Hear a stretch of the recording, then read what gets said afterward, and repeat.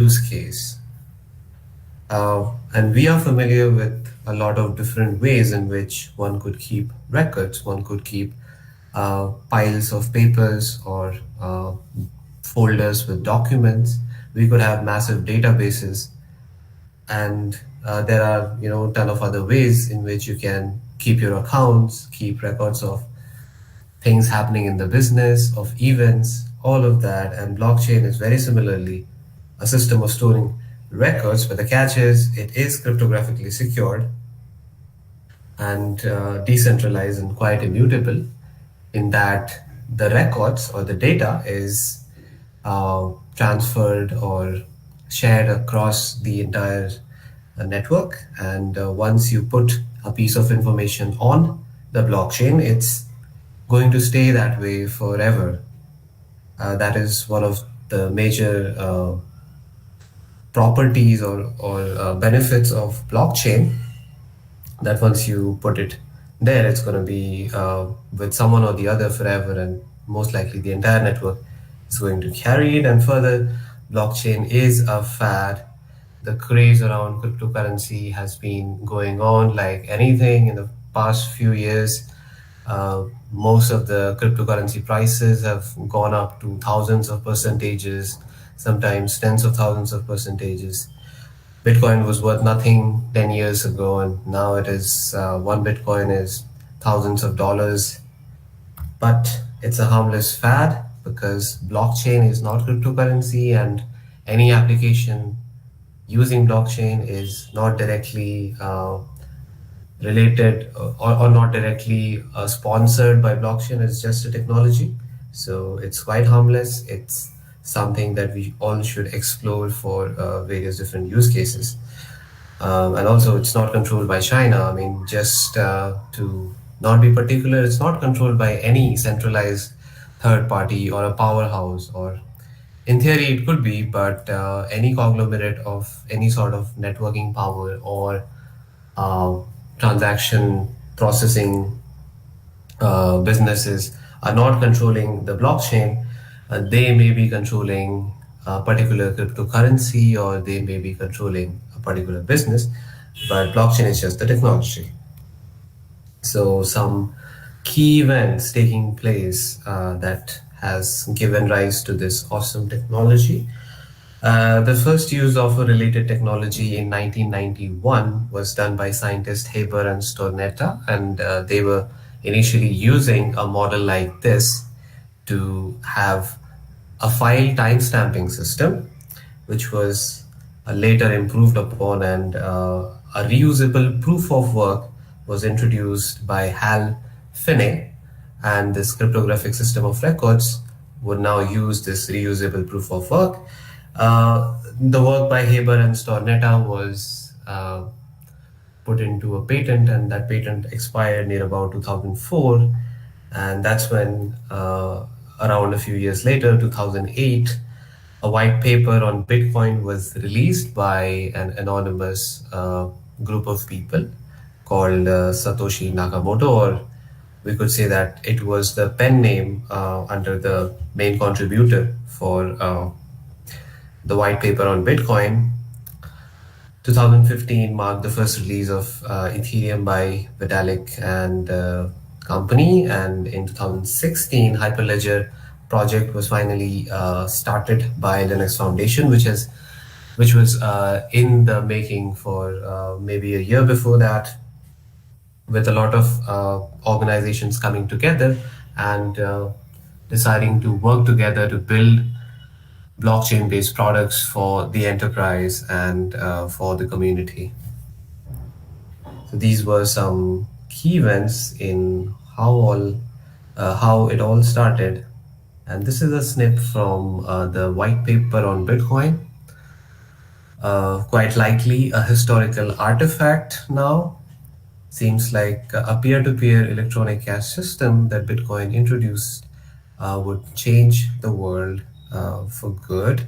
And the major focus of this white paper was how to create a system of transactions to prevent double spending, and putting timestamps on all transaction, and distributing it throughout the network with a hash based proof of work. It's quite an interesting read. Uh, Moving on, so let's just discuss the basics of how blockchain works. I think hash is one of the most important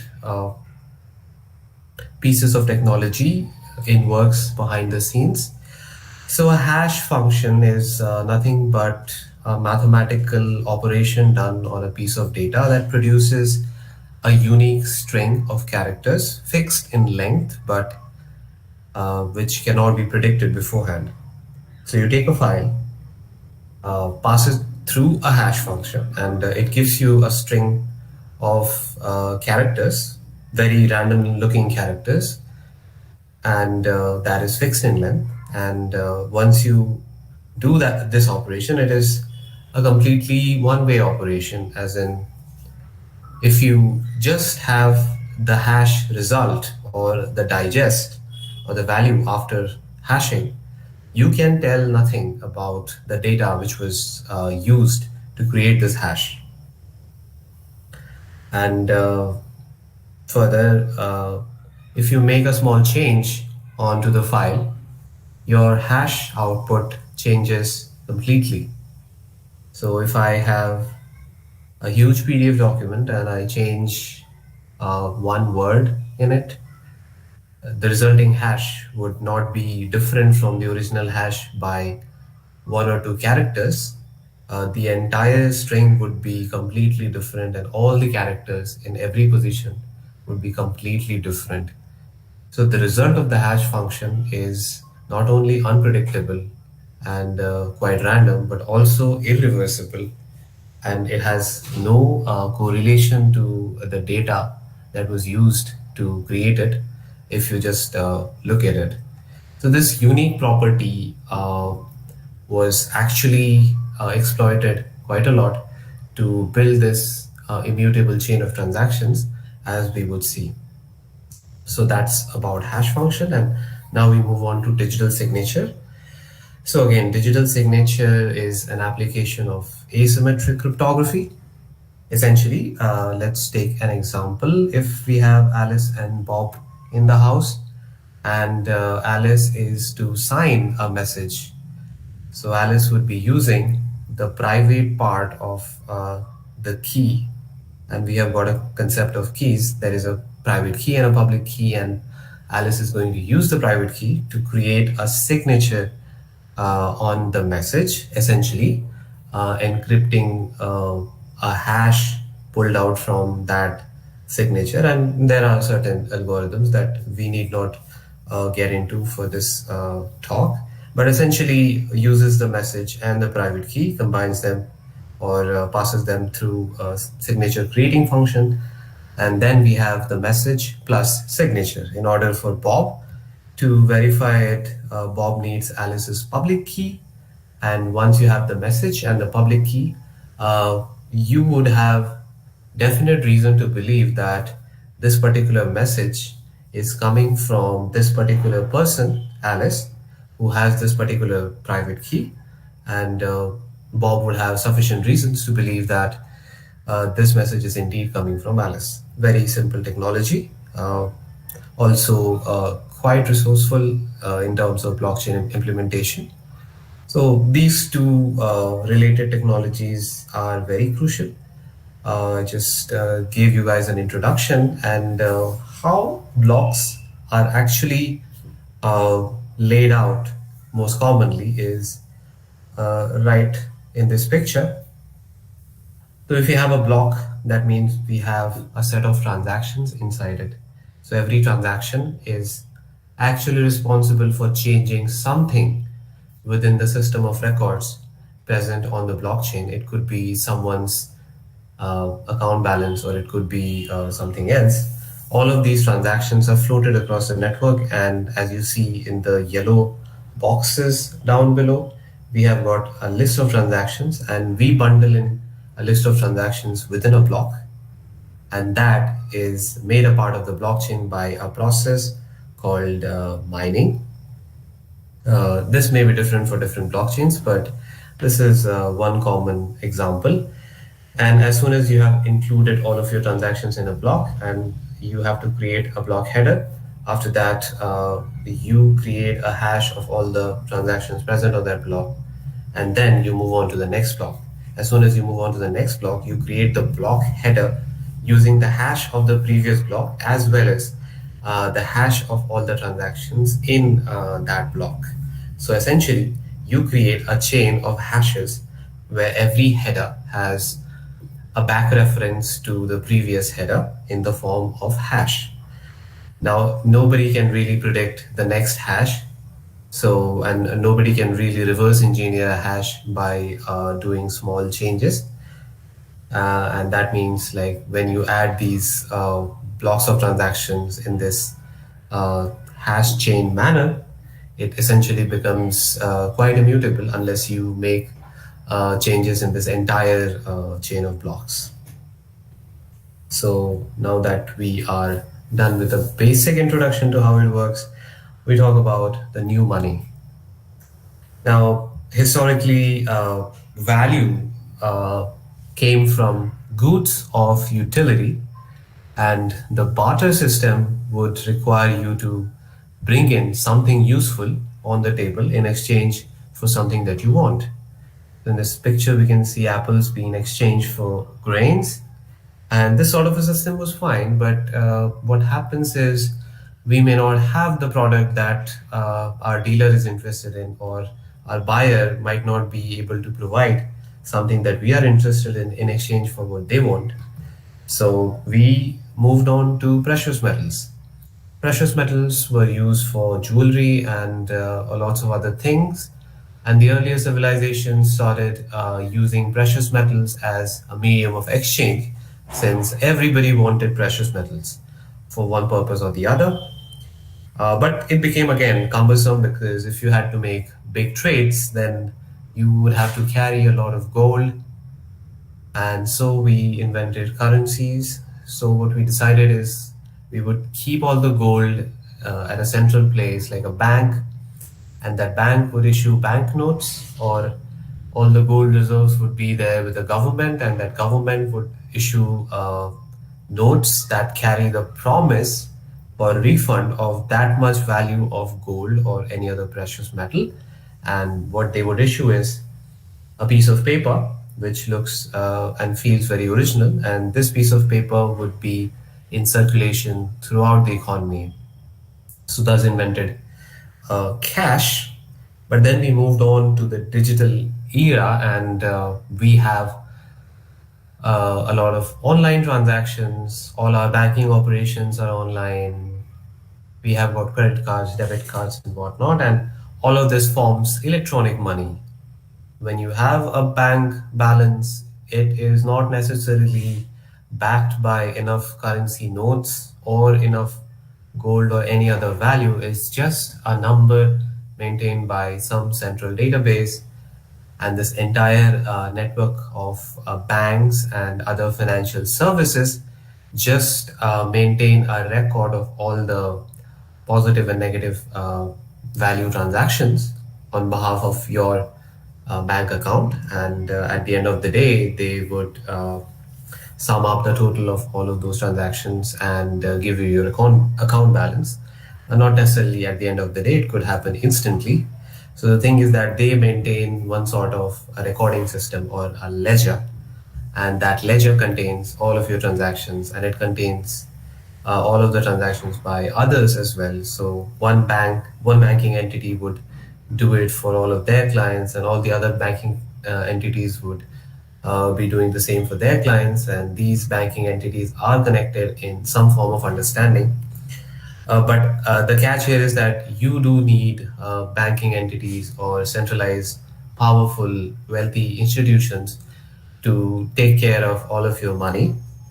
Without them, you cannot really function. So if I wanted to transfer some money to my friend, I would have to go through some or the other banking or a similar institution. I cannot just directly transfer online money without their involvement. Cash, I could.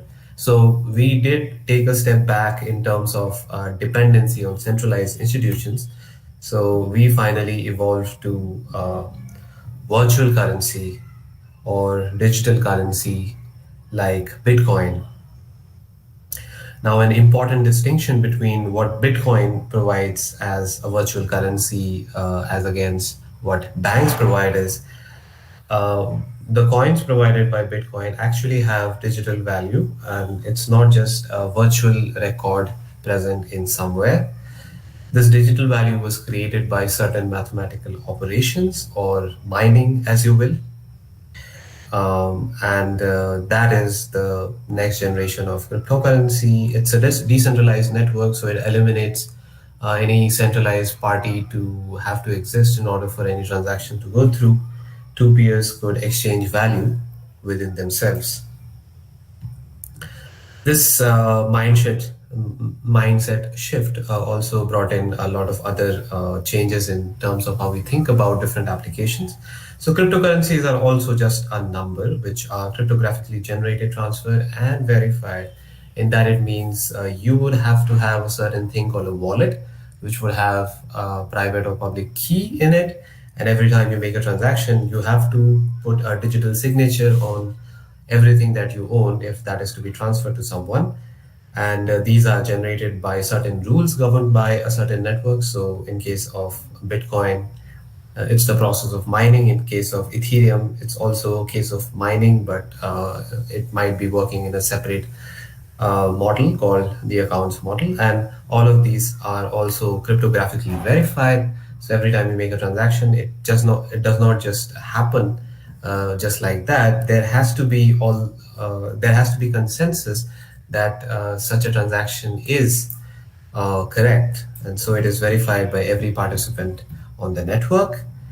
And just as I mentioned, it's a digital asset, quite decentralized and very censorship resistant. Anybody can participate in this network. There is no exclusion, which might be not a good thing sometimes because it is an unregulated sector, but nevertheless, we can call it censorship resistant, immutable because the system of keeping records ensures that it is really difficult for one single party to change this data carried by the entire network, and it is protected by certain mathematical puzzles connected to hash functions. And once the data is there, it's never going to leave it, and transactions can happen directly between participants. So now that we have covered cryptocurrencies as a source of digital value, we move on to discussing the value in the new age after cryptocurrencies were introduced.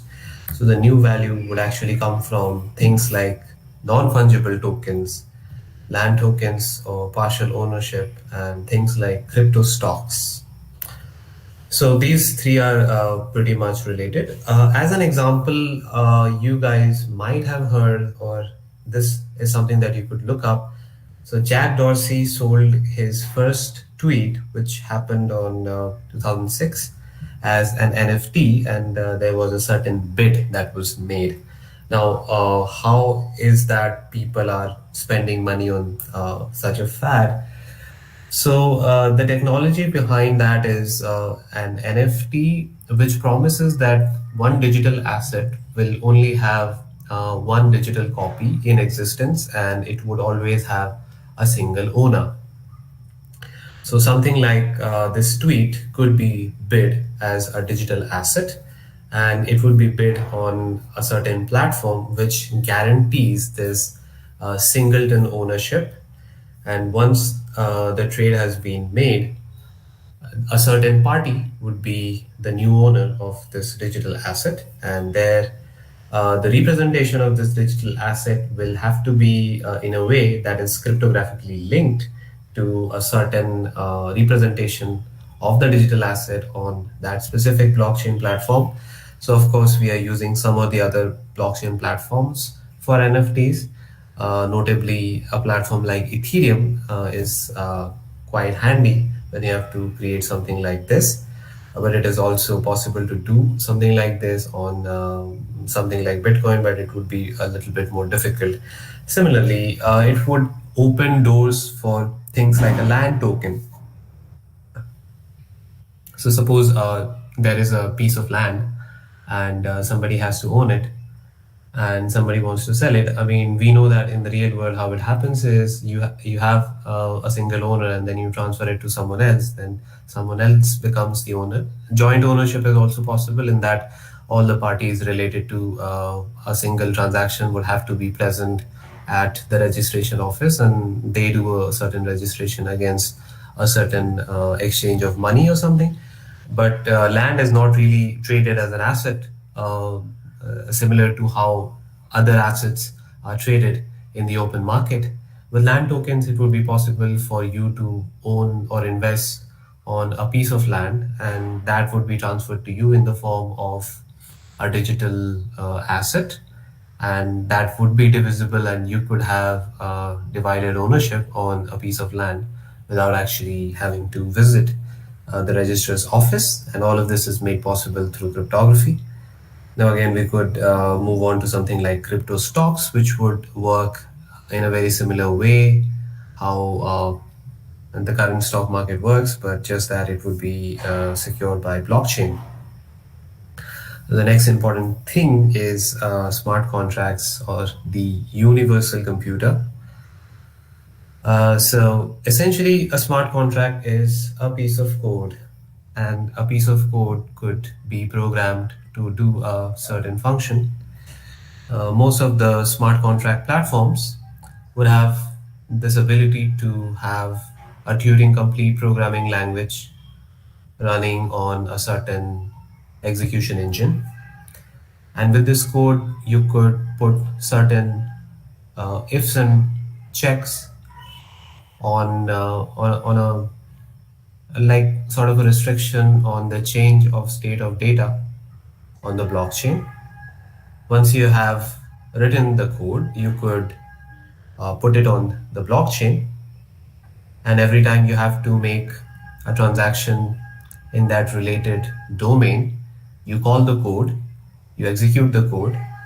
If all the checks and balances and all the conditions are satisfied in that code, the code executes and the state of the blockchain changes. So the next step is execution. So you have specific engines to execute this specialized code meant to be run on a blockchain network, and this execution is carried out by all the network participants just to ensure that the result of the code is trusted or verified.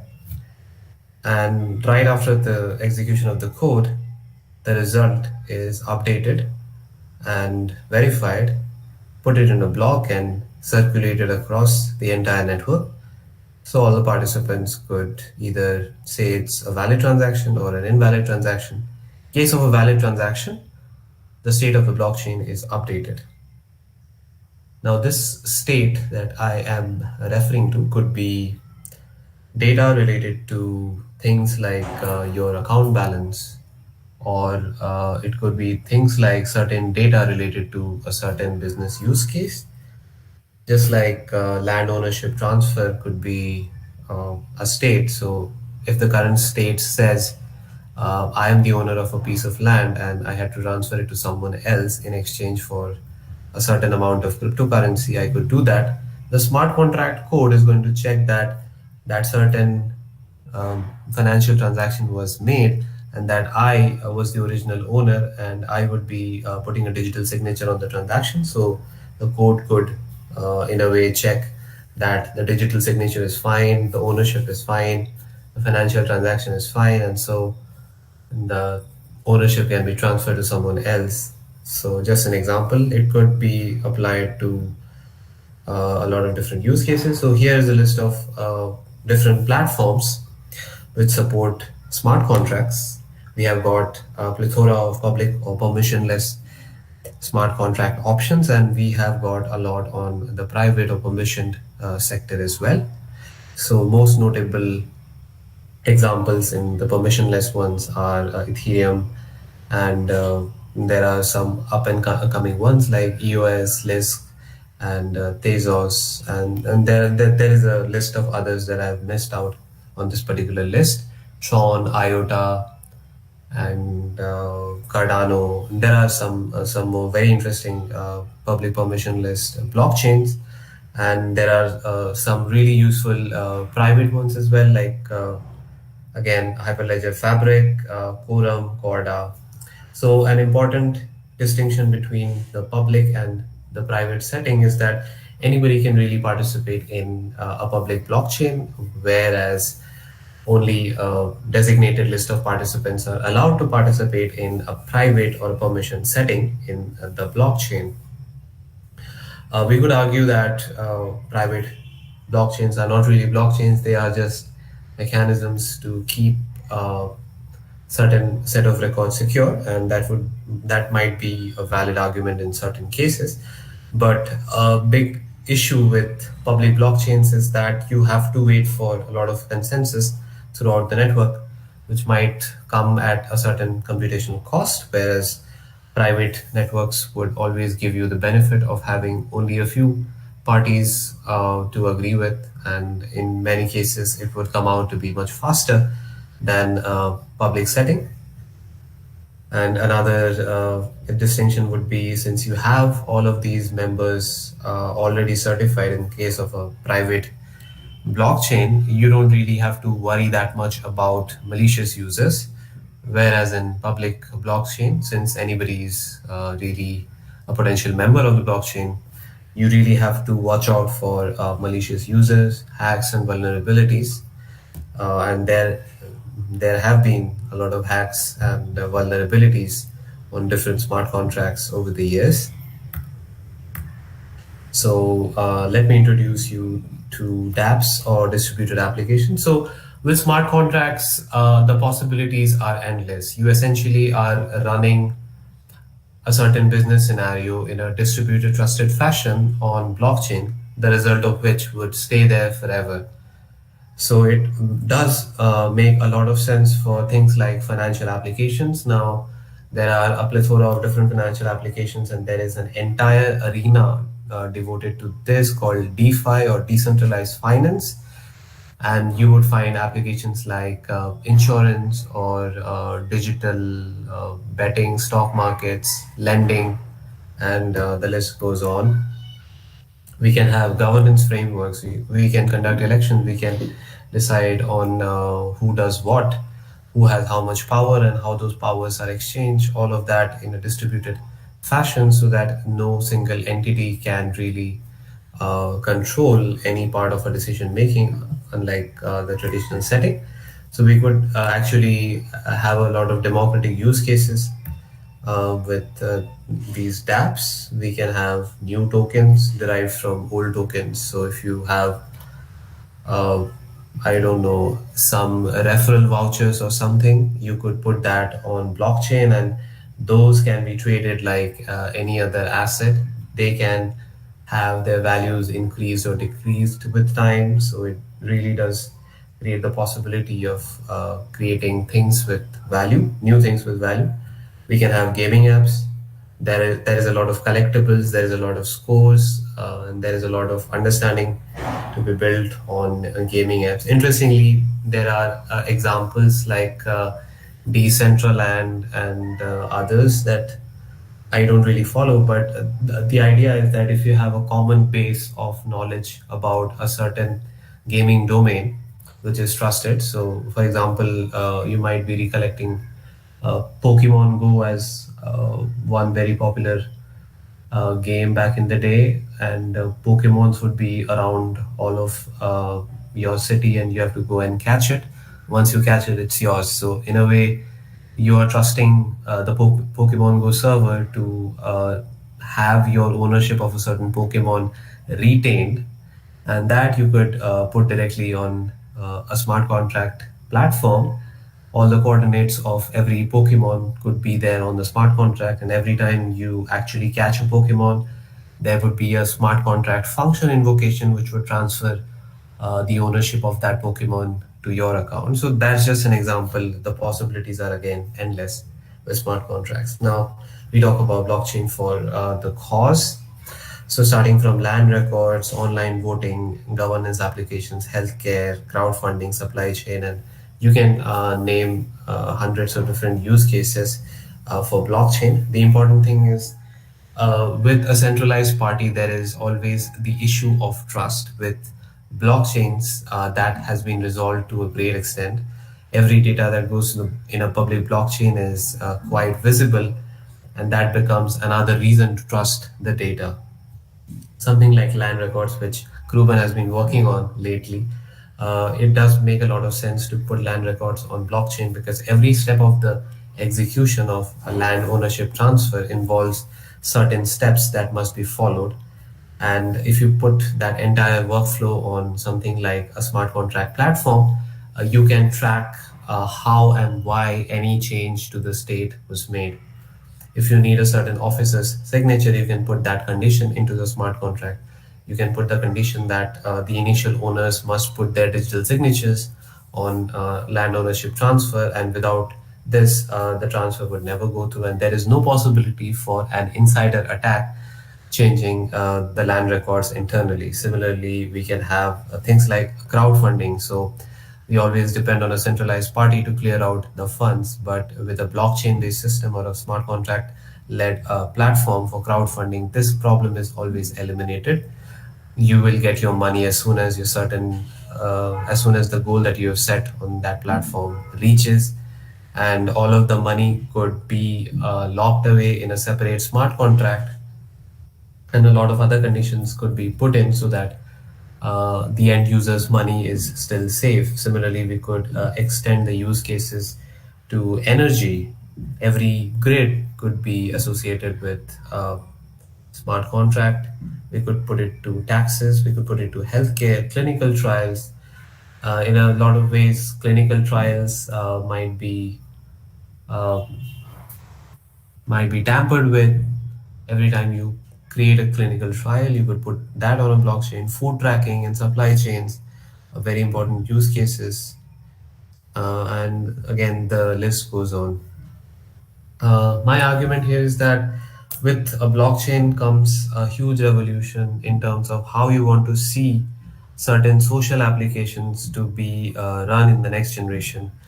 Uh, we don't need to rely on a centralized party or a government or a certain agency to do a certain thing, or work in a trusted manner, not take bribes, or be timely, be automated, not go on holidays. And these things are going to gradually phase out with the revolution called blockchain.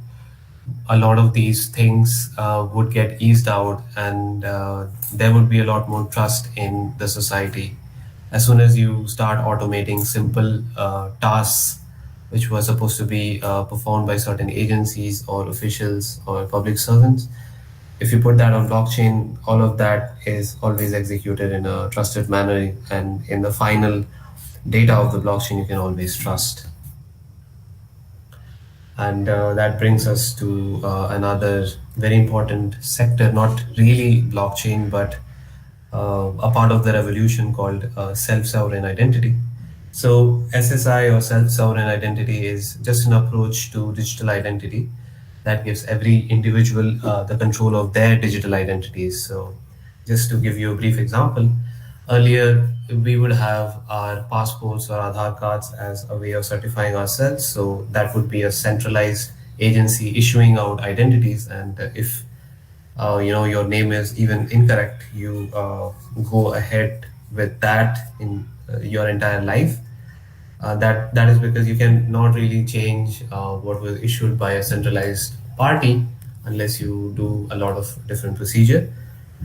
Similarly, we also create a lot of accounts and pseudonyms all over the internet, and that becomes our identity with that particular portal. Your email ID, for example, is an identity which you have created with maybe Google or Microsoft. As the times passed on, we got hundreds and thousands of different websites that we interact on a daily basis, and a lot of them would be our first time visits. So it became really increasingly difficult for us to sign up on every platform and keep track of all the usernames and passwords. So we got onto this federated identity model in which you get the option for sign in with Google, sign in with Facebook. Essentially, what happens is you are actually having an account with a certain identity provider, IDP, as it has been shown here.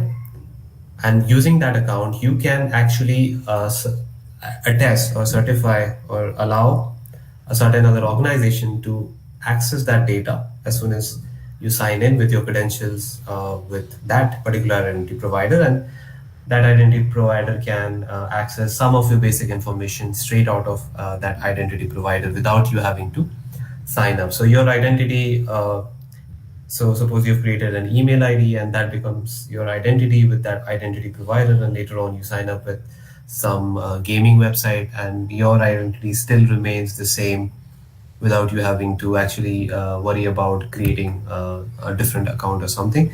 But again, we didn't really like it because there is heavy dependence on these centralized uh, big party, big house identity providers like Google and Facebook. They are collecting a lot of data, and what they do, how powerful they get with all of that data is not really in our control.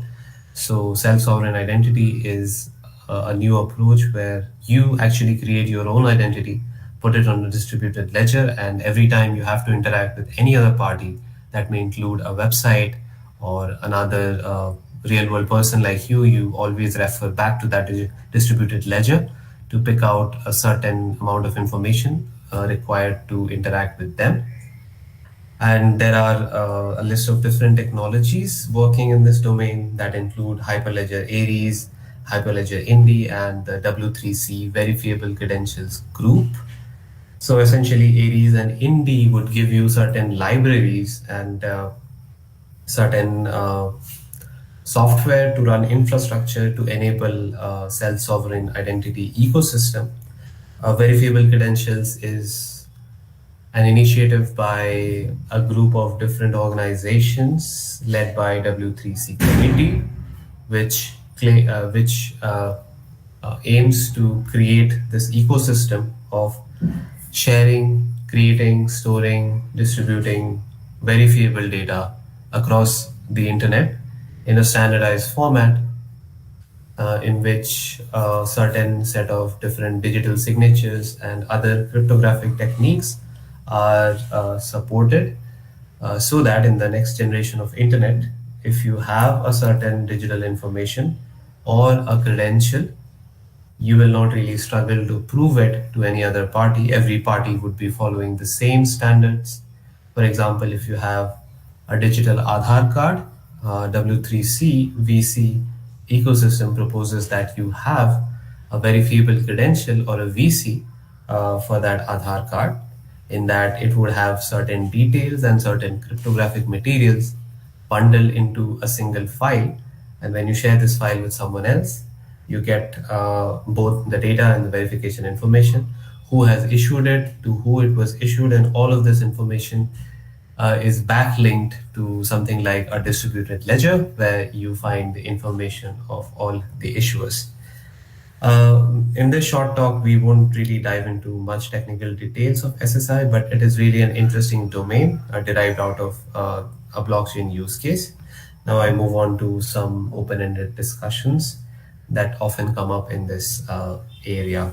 So is blockchain really secure compared to centralized counterparts? So if we have, say, an insurance company which is really protecting your data, or you have your bank which is really protecting your money for that matter, is your smart contract driven financial application really that secure? Uh, I think security has many different faces, and there are different parameters through which you could measure security. One thing that blockchain actually brings to table is very strong trust. With every transaction being verified by all the network participants and all the data being cryptographically protected, it's very difficult for someone to manipulate data in any way. So uh, you can actually trust this, and I think that is more important than anything. Even if a lot of the blockchain platforms were really new, or they were in their state of infancy 3 years, 4 years ago, these days or nowadays they are like maturing a lot, and there are coming fixes and best practices being published for every blockchain or smart contract platform. So blockchain based applications are getting more and more secure as the time passes. But again, something like an insider attack, which happened to Twitter a year ago or something, in which Elon Musk and others appeared to have tweeted certain malicious texts, is something that shows that centralized systems can always be made to fail in one way or the other. All you need to know is someone inside of that system, and then that entire system can be circumvented. Not like smart contracts have not have vulnerabilities. They did have vulnerabilities, and community did have ways to deal with it. But everything happened out in the open. We don't really know what is happening with all of these banks and where they are putting all of their money. In many cases, only some experts might be able to tell, or like what their intentions are. And your money is not really safe. Like a bank could close tomorrow, or they may invest in certain bad loans and then write off those bad loans. So you cannot really trust banks with your money, because banks may have a different motive. So even if a blockchain may have a vulnerability or two in the past, the prospects for security and trust are much larger in a blockchain based platform compared to a centralized counterpart. Now, code is law. What is the legality of smart contracts? So, if I put a certain set of conditions on a smart contract, the debate is like, can I pull it to court? Like, if I have certain conditions fulfilled and a certain party fails to fulfill a certain set of commitments, and all of that is put into a smart contract, and somehow the smart contract executes in a way that upsets one of the parties, then can they move to the court claiming that something was wrong with the smart contract? Now this is a highly debated topic, because smart contracts are not really contracts for that matter. They are just a jargon for the code that is executed in a distributed fashion on engines like Ethereum Virtual Machine or JavaScript for that matter.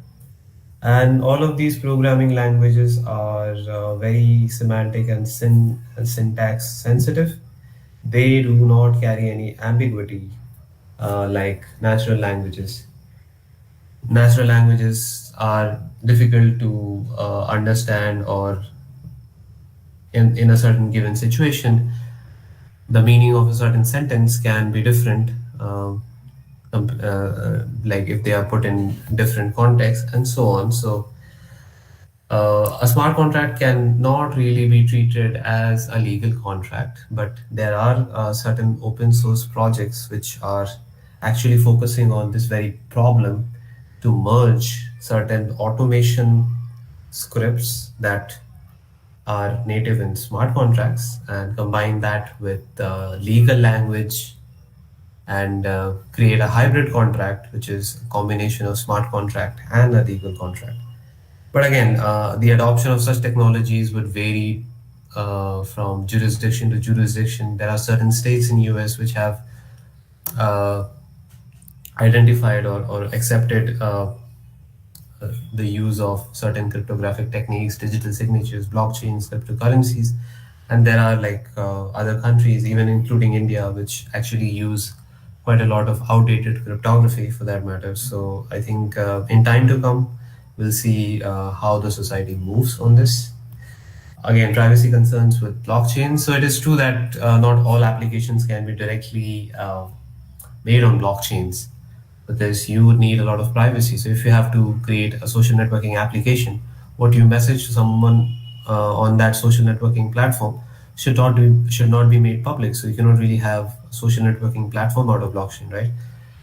So yeah, that is true. And moreover, things like Bitcoin and Ethereum, they are not really privacy protecting for that matter. Most of the data is out there on the public, and if you make money transfer to someone, it is easily trackable. Even for criminals, it's not the best platform, as it is often argued. criminals should rather use cash for transactions because Bitcoin transactions are often trackable. But that puts us in the question like, if someone knows my public key, they can always make out who all I deal with on all of these platforms. So, yeah, we have got different solutions to that as well. We have got a set of zero knowledge proofs for different use cases. Now, zero knowledge proofs are an entirely different or new domain of cryptography altogether, and now they are starting to come to the blockchain. We have got cryptocurrencies like Zcash or Zerocoin, etc., which actually aim to protect the privacy of the sender and the receiver. We also have Monero and a recent paper called Zether. And these are not only aimed to provide cryptocurrency transfers anonymously and in a privacy preserving manner, they are also coming on to become norms for general smart contracts and protecting data in general. So, a lot of work has to be done in this regard. But again, there are other techniques like off-chaining a lot of data, and of course, there are applications like document timestamping, where only the hash of the document goes into the blockchain, which actually is verifiable, but nothing can be inferred from that. So, again, an open ended discussion. Finally, blockchains are quite wasteful. Now, why do we really need to do all of this mining work and harm the environment and run blockchain nodes and networks? So the argument here is that the amount of work you would have to otherwise do to audit all of the records or to trust the network and all of the downfalls of carrying out transactions in a way in which it's not really that secure or trusted has a much higher cost than what the blockchains actually incur. So blockchain is again not for every use case, but whatever use case it has, it actually justifies the cost quite a lot. And even then, scalability and transaction throughput has been quite a problem for all the traditional blockchain-based applications that work on top of blockchain, Bitcoin or Ethereum. Thankfully, there are a string of different solutions coming in. Some of them call themselves layer 2 solutions, which actually optimize transactions by putting all of the load off chain or creating child chains or side chains. And some of them work on provable uh, collectives of transactions and call themselves ZK rollups and whatnot. So there are a lot of different scaling solutions which have come up recently. So before going to the close, I just want to quote Vitalik Buterin out of nowhere. So whereas most technologies tend to automate workers on the periphery doing menial tasks, blockchains actually automate away the center. Instead of putting the taxi driver out of a job, blockchain puts Uber out of a job and lets the taxi drivers work with customer directly. So again, a revolutionary talk in which we often want to remove the middlemen from most of the applications running around in the on the internet today, and we want to replace them with trusted automated executions like smart contract and distributed networks of blockchains. And not only is it beneficial to certain financial use cases, it's also, as we have seen, very beneficial for social and governance causes. So at this point, I am open to questions. So I would really want to invite some questions and comments around this so we can discuss maybe for the next 10-15 minutes.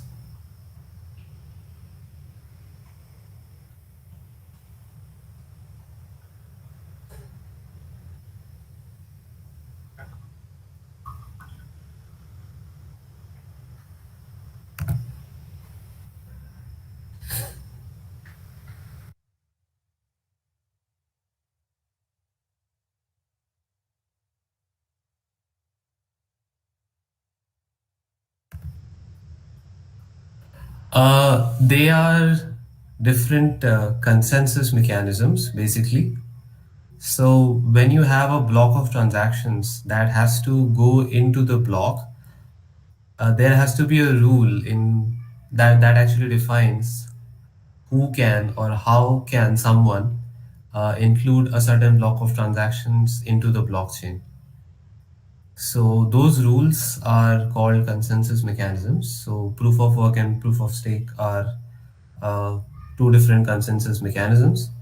In the case of proof of work, there is a competition going on. Every node in that network is actually trying to find the solution to a certain hash based math puzzle or some other math puzzle. And as soon as they find the answer to that puzzle, uh, they put it as the block header, or they associate that with they associate it in some way with the block header, and that block is then floated and everybody actually verifies that solution to the puzzle and then includes the block in their local copy of the blockchain. So a new block has been added to the entire network of blockchain. Whereas in proof of stake, if you want to participate in this process of mining or adding blocks to the blockchain, you actually have to put a certain amount of your money or cryptocurrency at stake beforehand, and you can also pull out some cash, put in more cash. And if you have a lot of cash invested in the network, there are higher chances that once there is a round of voting on who gets to block or who gets to mine the next block, you will get a vote. So a lot of people have put in money at stake into the network, and they are called in to randomly add blocks to the blockchain. It's not really 100% random. There are certain rules. So it is likely that if you have put in more money as stake for mining, you would be called in to actually mine the next block. But it wouldn't be like rich gets richer and poor gets poorer. Of course, everybody would be given some chance to do that.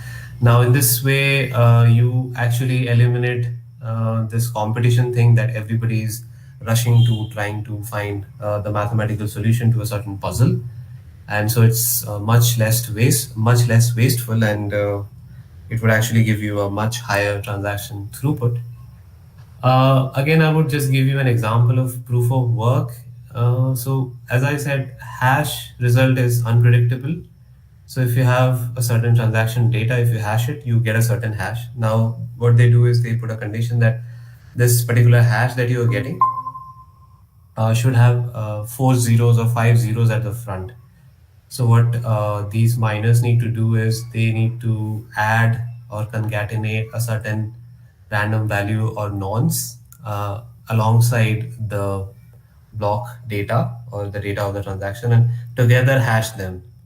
And so every time they use a different nonce, and that actually leads to a different hash every time.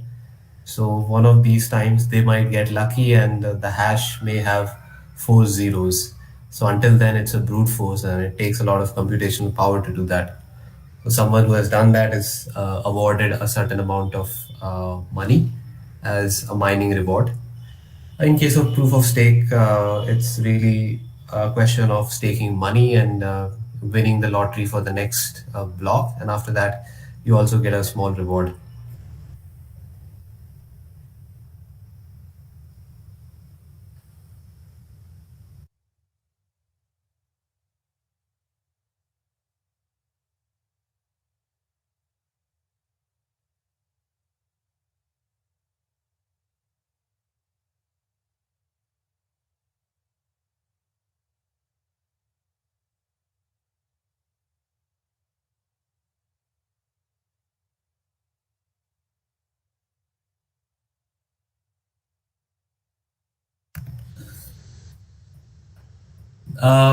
This actually has no answer.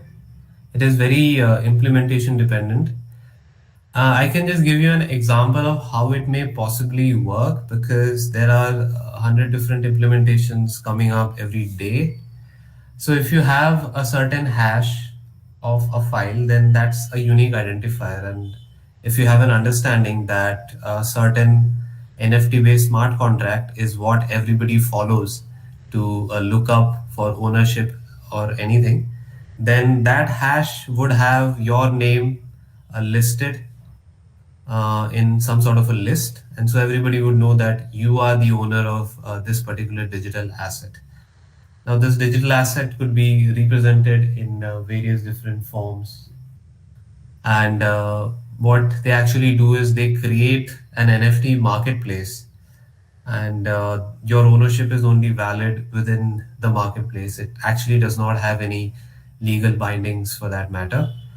So in that particular marketplace, they have got a designated list of smart contracts which actually manage this ownership listing. And if you need something bought or sold, you actually go to that marketplace, and that marketplace is responsible for invoking that appropriate smart contract method and transfer you the ownership against the right amount of money. Of course, the previous owner would have to sign the transaction for that to happen. So that is actually basically how an NFT works. It is just an understanding that whatever data is there in a particular smart contract is going to be treated as the ultimate registry of ownerships. Again, like there is no restriction on copying a video or something. So how digital rights management works is very similar to how NFTs would work. So this digital rights is registered with certain parties in a given jurisdiction, and that is some sort of a social contract. So that is governed by a governing body or a certain governance agency or a certain conglomerate of different parties or something who actually look over this digital rights. So in the same way, if we designate that duty to a smart contract, you would actually have this digital rights of a certain video. For YouTube, I can take an example that if you have a YouTube video, then YouTube must honor the particular smart contract which was used to issue the NFT, and then only you can say that you are the owner of this particular video.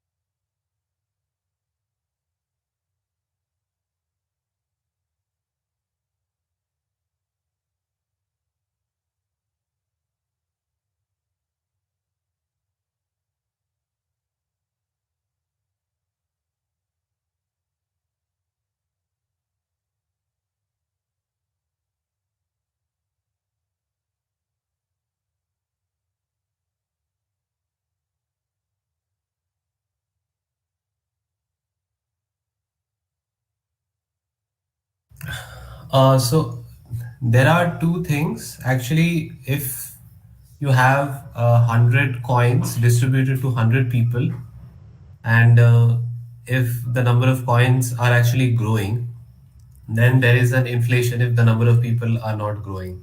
What happens with real world is that the number of people and the number of transactions which are happening are much larger than the number of coins being added to the network. So it's not really devaluing; it's actually increasing in value. Further, something like Bitcoin has a limited supply, so at some point of time, there won't be any further addition to Bitcoin. So if there was any possible inflation that would have been happening in case of Bitcoin, it won't be, because after that point, the value would be more or less fixed.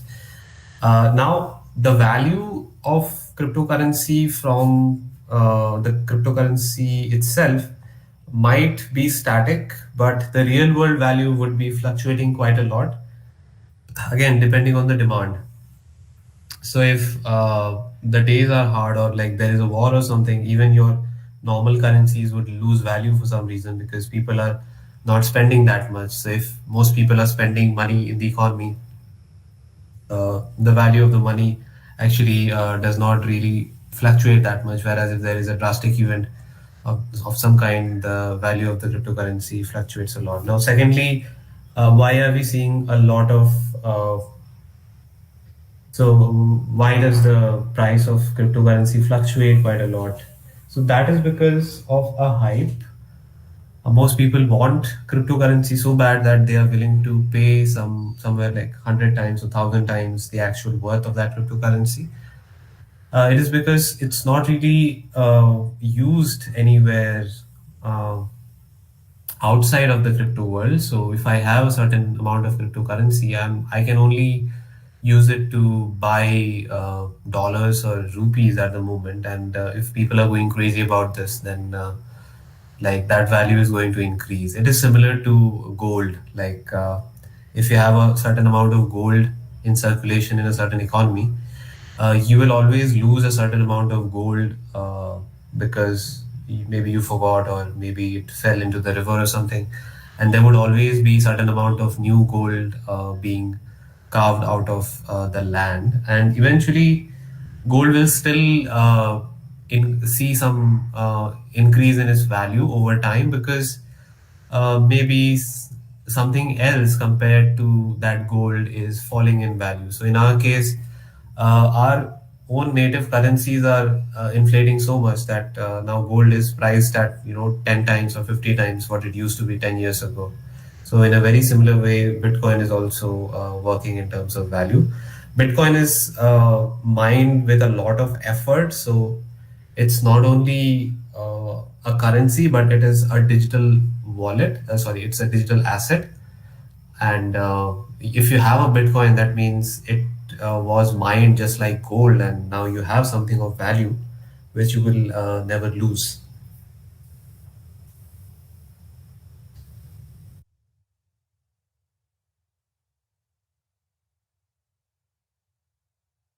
Yeah, I hope that answered. Like we can move on.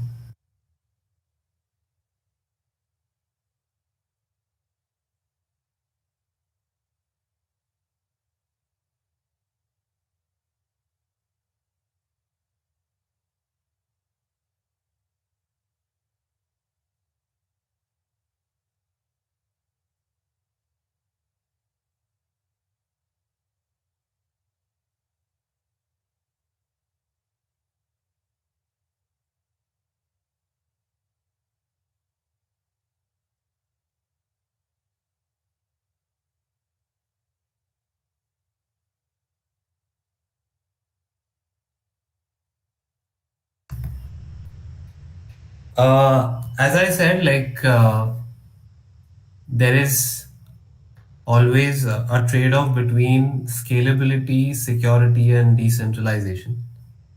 And the wastefulness of blockchains actually make up for the amount of trust that we need in certain types of transactions. So NFTs are really high value transactions. So you need a system where trust is also a lot. Like you can really blindly trust the system. So something like Bitcoin is one of the most trusted cryptocurrency networks, and Ethereum is one of the most trusted general smart contract platforms. So Ethereum is also used for most of the NFTs. So I would actually say that if you have $150 million worth of transaction, you actually have to use a wasteful network which would guarantee you much higher security, and there is no escape from that. It's not really that you see such transactions every day. It would have to be done on the Ethereum mainnet only. And now coming to how we can optimize this. So we have got different scalability solutions. We have got, in fact, different smart contract platforms which have much better uh, transaction performance and much lower cost, including things like Tron or EOS. You could use some of that to create your NFT marketplace, and that would have much lesser carbon footprint. There are also layer 2 scalability solutions like Matic, which make your Ethereum transaction cost to like a thousandth of what it is right now. So you could use something like that to create your NFT marketplace for everyday exchange of value. So yeah, I mean that those things would have much lesser environment damage or carbon footprint. But the thing is that you cannot really exclude the fact that any technology or any work for that matter will have some amount of carbon footprint. We just have to balance it out with our requirements. So yes, in my opinion, they should not stop, but there is always the possibility of optimizing.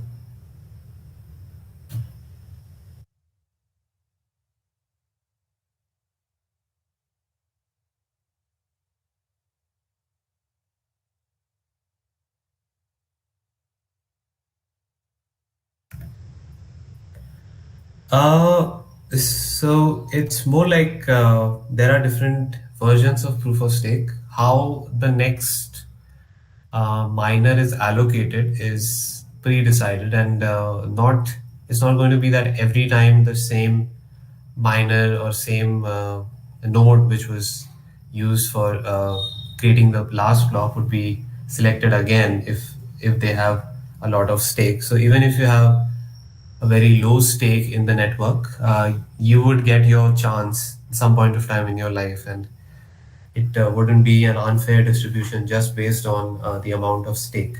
Now, how to make a 51% attack on a POS network is that you would at least have to have 51% of all of the stake in the network, which is huge. Like uh, it would be much cheaper for you to actually do it on a proof of work network if you have that much money, because in the proof of stake, as it is being implemented right now in Ethereum, like lots of different nodes or participants have a lot more Ethereum than it is possible for any single entity to acquire. So, I mean, acquiring 50% of all the stake in the network is quite an impossible task financially. But even if they do successfully manage to say like you have got infinite amount of money or something, then yeah, I mean it's unstoppable if you have that much stake. Like if you have like more than 95 or 100 more than 98% stake, then most likely you would be getting all of your blocks to mine, because as I've said, like there is a teeny tiny possibility that even if you have very less stake in the network, you will be getting a chance to mine that. In order for someone to eliminate even that chance, they would have to have much higher stake than 51%, and that becomes increasingly difficult. So even if you have like 51% of your stake, you would be able to influence some of the blocks and not all of the blocks. It would be not really financially viable an option for you to do that, to just influence some of the blocks and invest so much money. Secondly, like thirdly, also if you are detected, like if you are a malicious user, a certain amount of your stake would be deducted right away. So, I mean, eventually in the network, you would be getting caught and a lot of your stake would be lost. So, financially, there won't be any motive for you to actually execute a successful 51% attack on a long term basis.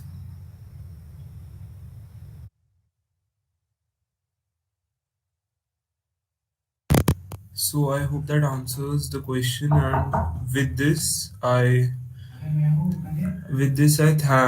thank Somnath for today's session and sharing his thoughts with all of us. I thank you all for everyone who joined us. And with this, we take your leave and good night. Thank you, everyone. Have a great evening. Bye bye.